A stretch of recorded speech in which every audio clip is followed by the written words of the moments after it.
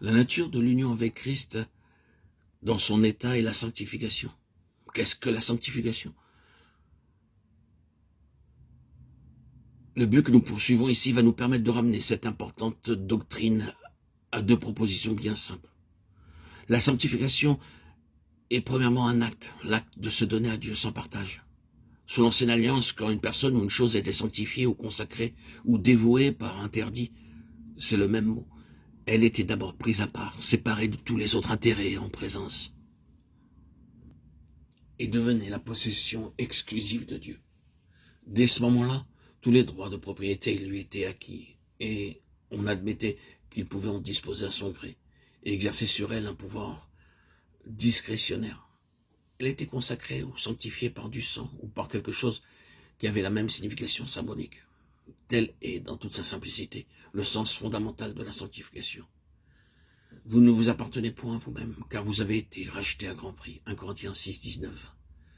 Ce n'est pas par des choses périssables de l'argent ou de l'or que vous avez été rachetés, mais par le sang précieux.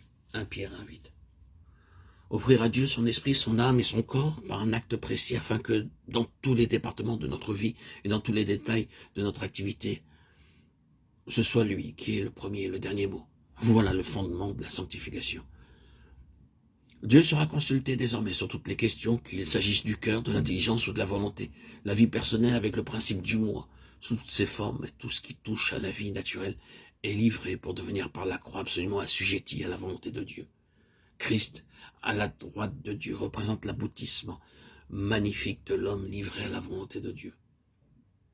Aboutissement parce qu'en ce qui le concerne, cet abandon volontaire a été mis à l'épreuve par tous les moyens possibles sans que l'acte initial de consécration personnelle ait jamais été démenti.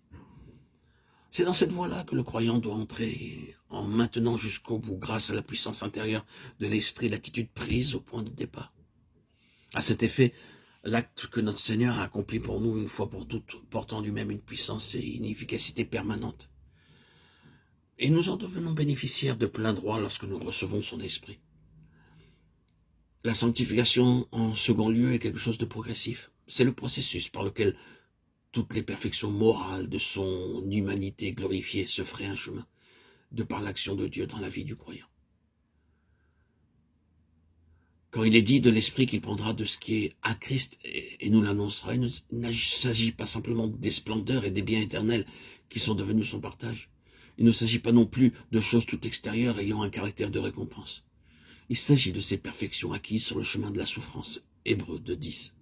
Le croyant doit en avoir sa part, car ce n'est qu'alors qu'il pourra partager la gloire qui repose sur une humanité parfaite et qui a retrouvé, pour ainsi dire, son pays natal.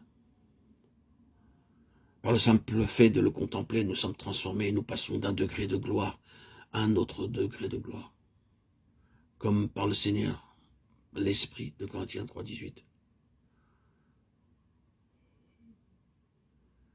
Christ a été fait pour nous sanctification. Sanctification pour nous et sanctification en nous. La sanctification n'est pas une amélioration morale résultant de mes efforts, de mon attention. C'est la vision et la compréhension des perfections morales de Christ telles qu'elles ont été acquises à mon attention. Christ dans la gloire représente le modèle que le Saint-Esprit a constamment sous les yeux et auquel il cherche à conformer mon être intérieur. Ce qu'il demande de moi, c'est que je cède, que je m'abandonne, que je croie, que j'obéisse. Et cela ne va pas tout seul. Nous devons être prêts à devenir ce qu'il veut de nous. Et prendre une attitude positive